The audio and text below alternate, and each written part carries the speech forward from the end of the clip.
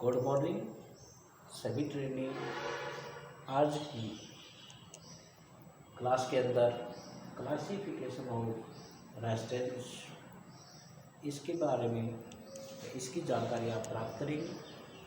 Classification of resistance इसकी जानकारी है ये आज हम इस वीडियो के द्वारा सभी ट्रेनिंग को देने की कोशिश कर रहे हैं। सबसे पहले मैं बहुत ITI हमारे चेयरमैन उनका सदिल से आभार व्यक्त करता हूं कि सभी के जितने भी अपने पास ITI के अंदर ट्रेनी हैं उनको कोरोना काल के समय में पढ़ाई नहीं होने की वजह से उन्होंने ये सुझाव दिया है कि सभी को ऑनलाइन क्लास के द्वारा पढ़ाया जाए। उसी के तहत हम क्लास स्टार्ट कर रहे हैं। क्लासिफिकेशन ऑफ रेस्टेंस, इसकी आज मैं क्लास आपके सामने ले रहा हूँ। यहाँ पे देखते हैं, पहले हम रेस्टेंस या रजिस्टर के बारे में हम देखते हैं कि पहले ये क्या होता है, रजिस्टर क्या होता है, इसका कार्य क्या होता है। रजिस्टर का ये कंपोनेंट है, तो कंपोनेंट कौन सा कंपोनेंट है? अपने पास दो प्रकार के कंपोनेंट होते हैं, एक होता है एक्टिव कंपोनेंट और एक होता है पैसिव कंपोनेंट। तो अपने पास जो रेजिस्टेंस है वो पैसिव कंपोनेंट के तहत आता है। पैसिव कंपोनेंट के तहत अपने पास तीन कंपोनेंट होंगे, जिसे हम शॉर्ट तरीके से देखें तो एलसीआर, तो इंडक्टर, कैपेसिटर और रेजिस्टेंस, ये तीनों जो कंपोनेंट होते हैं ये अपने पास पैसिव कंपोनेंट होते हैं। तो पैसिव कंपोनेंट से मैं सबसे पहले आज रेजिस्टेंस है उसकी क्लास हम पूरी करेंगे। कितने प्रकार के रेजिस्टेंस होते हैं उनकी हम जानकारी प्राप्त करेंगे। इसी के तहत हम आज की जो क्लास होगी उससे हम सभी ट्रेनी को रेजिस्टेंस की जानकारी देंगे। कितने प्रकार के टाइप्स ऑफ रेजिस्टेंस, कितने प्रकार के रेजिस्टेंस होते हैं, किस प्रकार से उसको हम सर्किट में काम में लेंगे। पहला होता है अपने पास कार्बन रेजिस्टेंस। कार्बन जो रेजिस्टेंस होता है, इसका जो नाम दे रखा है कार्बन, तो ये जो रेजिस्टेंस होता है कार्बन के पाउडर से बना होता है, इसीलिए इसका नाम हमने कार्बन रेजिस्टेंस रखा गया है। इसी के तहत हम कार्बन रेजिस्टेंस की जानकारी सबसे पहले लेते हैं। इसका जो मान या उसकी जो वैल्यू होती है कार्बन रेजिस्टेंस की, ये हमेशा अधिक होगी। मेगा ओम तक के कार्बन रेजिस्टेंस आपको मिलेंगे। इनकी जो वाटेज होती है, कार्बन रेजिस्टेंस की जो वाटेज होगी वो 2 वाट से अधिक नहीं होती है। कार्बन रेजिस्टेंस को हम देखते हैं तो वह रेजिस्टेंस जो कार्बन के पाउडर को और एक वाइंडर की सहायता से बनाया जाता है। इसकी जब हम इसको बनाते हैं तो इसके दोनों सिरों पर 2 लीड निकाली जाती है, उसको हम पीसीबी के अंदर कनेक्ट करते हैं। कार्बन रेजिस्टेंस होता है, इसका जो मान हम देखेंगे, इसकी जो वैल्यू हम देखते हैं, तो इसको देखने के लिए अपने पास एक कलर कोड चार्ट होता है। उस कलर कोड चार्ट की सहायता से हम क्या करते हैं कि इसके मान को हम देखते हैं। वो आगे के जो क्लास होगी उस क्लास में हम कलर कोड चार्ट है उसको समझाएंगे। आज केवल हम रेजिस्टेंस के बारे में ही देखते हैं। उसी के तहत हम आज कार्बन रेजिस्टेंस है। कार्बन रेजिस्टेंस होते हैं वो लगभग होते हैं, उनकी जो वाटेज होती है वो होती है क्वार्टर वाट से 2 वाट तक होती है। तो सबसे छोटा जो होता है वो क्वार्टर वाट होता है, उसके बाद में हाफ वाट होता है, उसके बाद में 1 वाट होता है और 2 वाट। 2 वाट से ऊपर कार्बन रेजिस्टेंस को नहीं बनाया जाता है। उसके बाद में आता है अपने पास wire bound resistance. Wire bound जो रेजिस्टेंस होता है, वायर बाउंड, वायर तार को हम क्या करते हैं, उसे हम लपेट कर एक खोखली नली लेते हैं, उस खोखली नली के ऊपर इस वायर को हम लपेट कर वायर बाउंड रेजिस्टेंस बनाया जाता है। उसी के लिए इसका नाम है वो वायर बाउंड रेजिस्टेंस रखा गया है। यहाँ से हम चर्चा करते हैं तो कार्बन रेजिस्टेंस के बारे में मैंने अभी बताया था। इसका जो मान होता है, मान मेगा ओम तक होता है, वाट 2 वाट तक होती है। जब हम वायर बाउंड रेजिस्टेंस के बारे में देखेंगे तो जो इसका मान होगा, मान वैल्यू वो हमेशा कम होगी, लेकिन जो इसकी वाटेज होती है वो कार्बन के विपरीत होगी। ये 50 वाट तक के हम बना सकते हैं अपनी आवश्यकता के अनुसार। इसके लिए हम देखते हैं तो ये क्या करेंगे, जब हम इसको हम बनाते हैं तो कार्बन है वो कार्बन के चूर्ण से बनाया जाता है। इसी प्रकार से वायर बाउंड जो रेजिस्टेंस होता है, वायर बाउंड रेजिस्टेंस वो किसी अचालक, चालक नहीं होनी चाहिए, अचालक के खोखली को बेलनाकार नली पर तार को लपेट कर बनाया जाता है। ये भी हमें पता रहना चाहिए कि अचालक होनी चाहिए, एक खोखली नली होनी चाहिए। उसके ऊपर हम क्या करते हैं कि अपने पास बेलनाकार नली होती है, उसके ऊपर वायर को लपेट कर तैयार किया जाता है। उसके बाद में हम देखते हैं वायर बाउंड रेजिस्टेंस का जो वाट है वो मैंने आपको पहले भी बताया था कि वाट अधिक होता है। वायर बाउंड रेजिस्टेंस है वो अलग अलग प्रकार के होते हैं। तो इसी प्रकार से निम्न प्रकार के नीचे जो दे रखे ये वायर बाउंड रेजिस्टेंस है। सबसे पहले आता है फिक्स, वायर बाउंड का ही फर्स्ट पहला है फिक्स टाइप्स। फिक्स टाइप जो रेजिस्टेंस होता है इसके अंदर क्या होता है कि ये एक ऐसा रजिस्टर है जिसका मान न तो हम घटा सकते हैं न हम इसको बढ़ा सकते हैं। इसकी जो वैल्यू होगी ये फिक्स ही रहेगी। जैसे हम इसको 2 वाट, 5 ओम, 5 वाट, 10 ओम, तो इसकी जो मान होता है ये मान एक फिक्स हो जाता है। इसीलिए हम इसको बोलते हैं फिक्स रेजिस्टेंस या फिक्स वायर बाउंड रेजिस्टेंस। इसकी जो मान है उस मान को हम घटा या बढ़ा नहीं सकते। इसी की सहायता से उसके बाद में आता है अपने पास टेप्ड रेजिस्टेंस। टेप्ड रेजिस्टेंस होता है वो अपने पास इसमें अलग अलग टेपिंग निकाली जाती है। टेपिंग फिक्स रेजिस्टेंस में जब हम देखते हैं तो फिक्स रेजिस्टेंस में केवल 2 ही टेप होती है।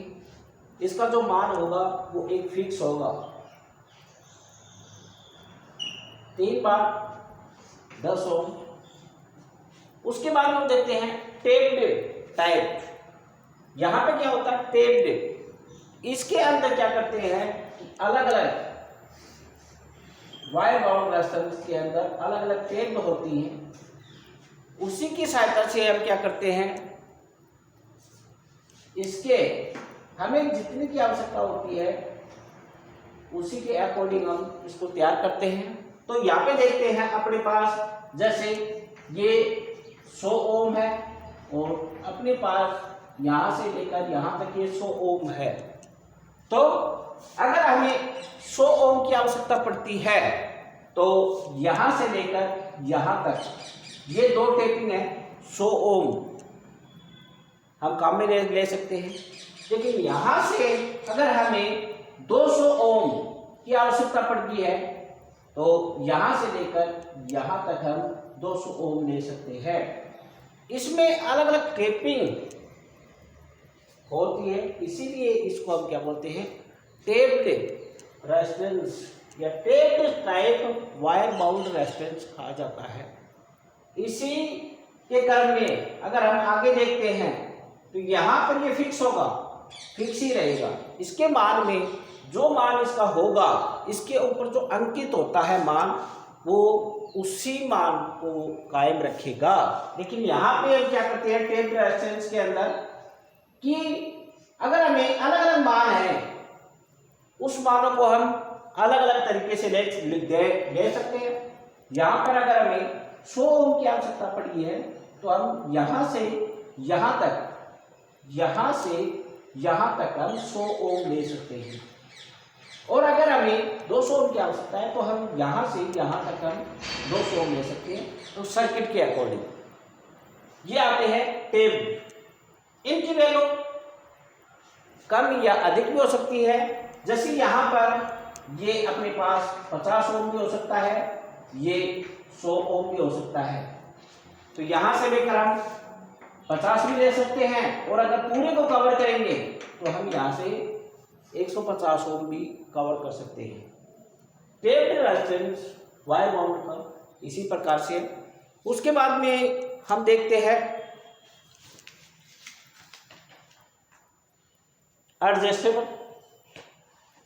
Adjustable wire bound resistance. ऐसा अपने पास यहां से हम पहले यहां से देखते हैं एडजस्टेबल वायर बाउंड। हम इसमें क्या कर सकते हैं, एडजस्ट कर सकते हैं। यहां से अपने पास यहां पर मैं एक सर्किट बना रहा हूं।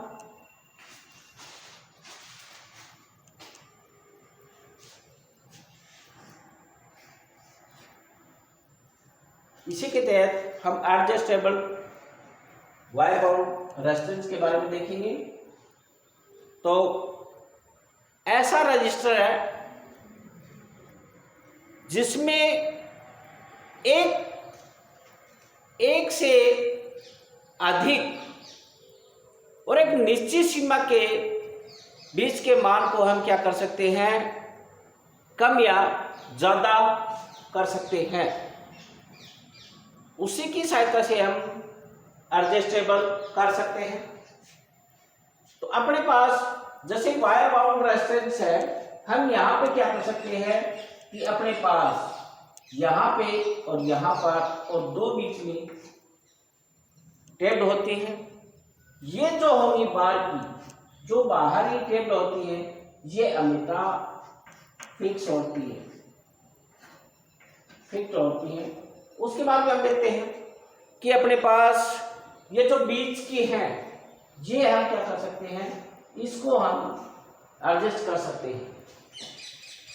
इसी की सहायता से अपने पास एडजस्टेबल वायर बाउंड रेजिस्टेंस होता है। इसी की सहायता से हम अपने पास सर्किट में जब हम एडजस्टेबल रेजिस्टेंस को काम में लेते हैं तो उसको देखते हैं कि यहाँ से यहाँ तक अगर अपने पास 300 ओम का एडजस्टेबल रेजिस्टेंस है तो हम 300 ओम को भी ले सकते हैं। और बीच में ये जो बीच में है, यहाँ से इसको हम एडजस्ट भी कर सकते हैं। इसके मान को हम घटा भी और इसको हम बढ़ा भी सकते हैं। अगर हमें मान को घटाना है तो घटा भी सकते हैं, और इसी के मान को हम क्या कर सकते हैं, बढ़ा भी सकते हैं। यहाँ से हम देखें, उसके बाद में आता है अपने पास रियोस्टेट। रियोस्टेट जो रेजिस्टेंस होता है वो कभी सर्किट में नहीं लगा होता। ये अपने पास जितनी भी लैब होती है, उन लैब में प्रैक्टिकल करने के लिए हम रियोस्टेट को काम में लेते हैं। ये सर्किट में या पीसीबी में नहीं लगाया जाता। कारण इसका ये है कि ये आकार में काफ़ी बड़ा होता है। इसी के केवल जहाँ पर अपने पास लैब होती है उस लैब में इसको प्रैक्टिकल करने के लिए काम में लिया जाता है। और रियोस्टेट है, ये एक प्रकार का वेरिएबल रेजिस्टेंस होता है। इसकी जो पूरी वैल्यू होती है, जैसे अपने पास यहाँ से जो अपने पास रियोस्टेट होगा वो अगर 100 ओम का है तो हम क्या कर सकते हैं, यहां से 0 से लेकर हम 100 ओम के बीच में जिस मान को हमें आवश्यकता होगी उस मान को हम प्राप्त कर सकते हैं। रियोस्टेट है, ये एक प्रकार का परिवर्तनीय रेजिस्टेंस होता है। बस इसमें यही है, इसको पीसीबी पे न लगाकर केवल प्रैक्टिकली रूप में लैब के अंदर ही काम में लिया जाता है। उसके बाद में आता है अपने पास पोटेंशियोमीटर। पोटेंशियोमीटर इसका नाम देखते हैं तो इसके आगे ऐसे लगता है कि ये एक प्रकार का मीटर होगा, लेकिन ये भी एक रेजिस्टेंस में अपने पास वेरिएबल रेजिस्टेंस होता है। पोटेंशियोमीटर 2 प्रकार से होते हैं, एक कार्बन की फिल्म का बना होता है और दूसरा जो होगा वो होता है वायर बाउंड पोटेंशियोमीटर भी होता है। उसको वायर को लपेट कर उसके द्वारा भी हमें पोटेंशियोमीटर बनाया जाता है। इसमें भी हम जैसे अपने पास 1 किलो ओम का पोटेंशियोमीटर है तो हम क्या कर सकते हैं, हम उसकी वैल्यू को कम या अधिक घटा या बढ़ा सकते हैं। अपने पास टीवी है, रेडियो है, उसकी जो टोन कंट्रोल की जाती है उस टोन कंट्रोल के अंदर पोटेंशियोमीटर को ही हम काम में लिया जाता है। उसके बाद में आता है प्रीसेट। प्रीसेट है वो भी एक प्रकार की वेरिएबल रेजिस्टेंस आता है। इसका जो आकार होगा वो आकार छोटा होगा। इसको हमें पीसीबी के अंदर आसानी से लगा सकते हैं। पोटेंशियोमीटर को जब हम इसके मान को परिवर्तन करते हैं तो इसके अंदर एक नॉब होती है, उस नॉब को घुमाकर हम क्या करते हैं, उसके मान को चेंज करते हैं या परिवर्तन करते हैं।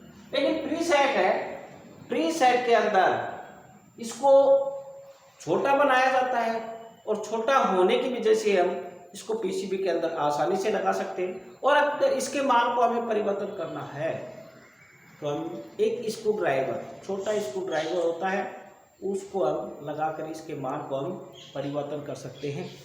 इसी की सहायता से प्रीसेट है। प्रीसेट अपने पास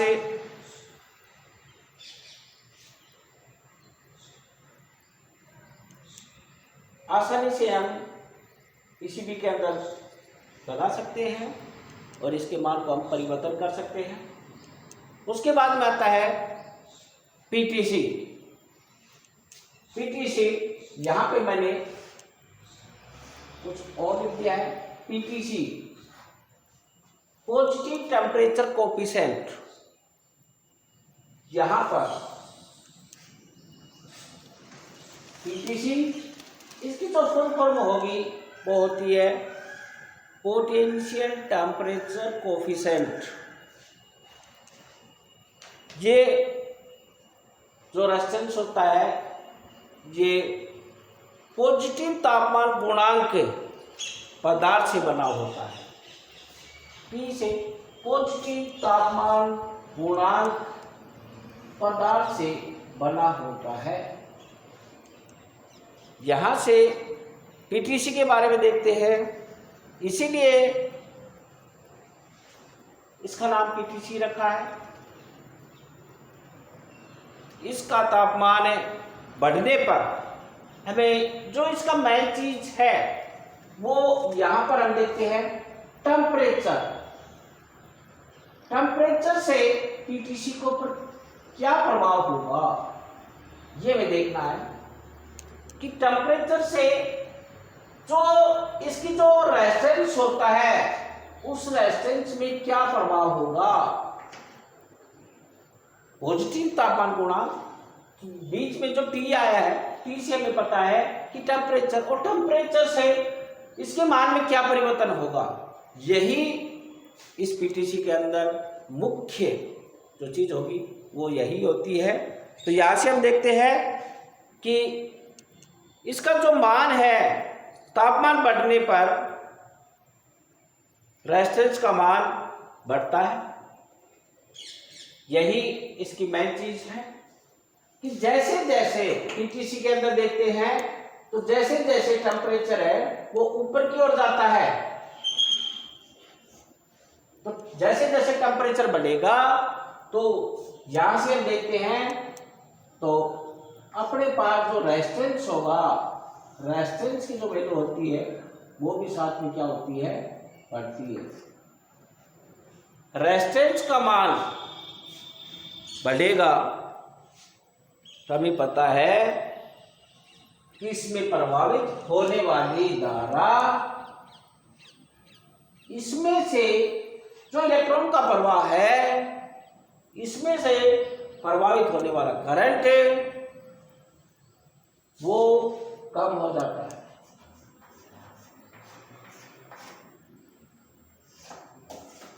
पीटीसी के अंदर जैसे जैसे टेम्परेचर बढ़ेगा अपने पास रेजिस्टेंस है, रेजिस्टेंस का मान बढ़ेगा। लेकिन जहां पर रेजिस्टेंस का मान बढ़ जाता है वहां पे हम देखते हैं कि उसमें से प्रभावित होने वाली धारा वो हमेशा डाउन में आ जाती है, वो कम हो जाती है। तो ये चीज पीटीसी के अंदर है। इसीलिए हमें पीटीसी को पॉजिटिव टेम्परेचर कोफिशिएंट, जहां पर हमें धारा के मान को कंट्रोल करना होता है, वहां पर हम पीटीसी को लगाते हैं। आज हम रेजिस्टेंस है, उस रेजिस्टेंस के बारे में हमने समझाने की इस क्लास के माध्यम से मैंने कोशिश की है। ये अपने पास क्लासिफिकेशन ऑफ रेजिस्टेंस, उसके बारे में मैंने आपको बताया है। आशा करता हूँ कि अगली वीडियो जब भी मैं तैयार करता हूँ अलग से टॉपिक लेते हैं, उसी के तहत सभी ट्रेनी से मेरा अनुरोध है कि ज़्यादा से ज़्यादा इस वीडियो को देखें। अपने जो आपकी क्लास है वो मिस हुई है, उस क्लास को आप अपने घर पे ही अपने YouTube चैनल के माध्यम से देखें। मुझे आशा है कि आप इस वीडियो के माध्यम से समझने की कोशिश करेंगे। अगर किसी को प्रॉब्लम हो, व्हाट्सएप है, मेरे नंबर है, वहाँ से अगर कोई समस्या है तो उस समस्या को मैं सॉल्व करूँगा। आप मुझे व्हाट्सएप लिखें, उसके माध्यम से मुझे ये रहेगा कि आप देख रही हैं। यही सोच के साथ में मैं इस वीडियो को आज यहीं तक बनाने की कोशिश की है। आगे और वीडियो बनाता रहूँगा, आपके पास भेजता रहूँगा। आप वीडियो को देखते रहिए। Thank you.